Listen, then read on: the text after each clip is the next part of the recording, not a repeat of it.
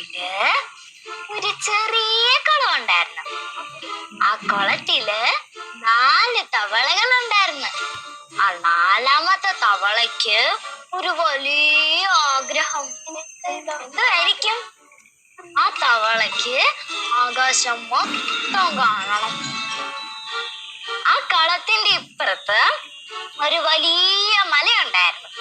ആ മലയിൽ കയറിയാല് ഈ തവളയ്ക്ക് ആകാശം കാണാം.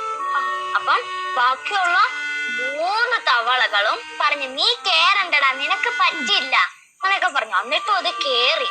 അതെന്തുകൊണ്ടാ? എന്തുകൊണ്ടായിരിക്കും? എന്തുകൊണ്ടായിരിക്കും?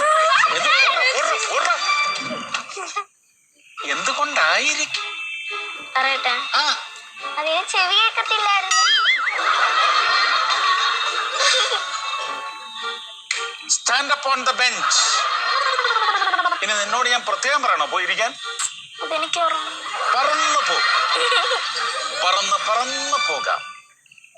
യെസ്.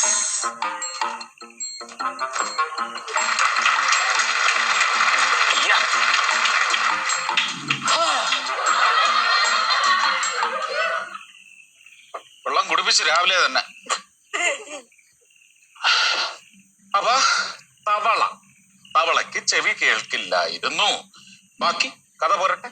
അങ്ങനെ അതിന് ചെവി കേൾക്കാത്തോണ്ട് ഇവരൊന്നും പറയുന്ന അതിന് കേൾക്കാൻ പറ്റത്തില്ല. അപ്പൊ അത് നല്ല കൂളായിട്ട് മലയിൽ കയറി ആകാശം കണ്ട് സന്തോഷത്തോടെ ഇറങ്ങി വന്നു. അതാണ് പൊട്ടക്കിണറ്റിലെ തവളയാണോ? അല്ലല്ല, ഒരു കുളത്തിലെ കഥയാ. കുളത്തിലെ തവളയാ. അപ്പൊ എന്താ അതിന്റെ സാരാംശം? എന്താ? നമ്മൾ പലതും ചെയ്യാൻ ശ്രമിക്കുമ്പോ നെഗറ്റീവായിട്ട്, അല്ലേ, ഒരു പിൻവലിക്ക് വേണ്ടി ചുമ്മാ കുറ്റം പറഞ്ഞുകൊണ്ടിരിക്കും. നിന്നെ കൊണ്ട് പറ്റില്ല, നിന്നെ കൊണ്ട് കഴിയില്ല എന്നൊക്കെ പറഞ്ഞ് നമ്മളെ നിരുത്സാഹപ്പെടുത്താൻ ശ്രമിക്കുന്നത് ആ ചെവി കേൾക്കാത്ത തവളകളെ പോലെ നമ്മൾ മാറണം. We have to be positive. നമ്മൾ ചെയ്തുകൊണ്ടിരിക്കണം, വിജയത്തിലെത്തണം.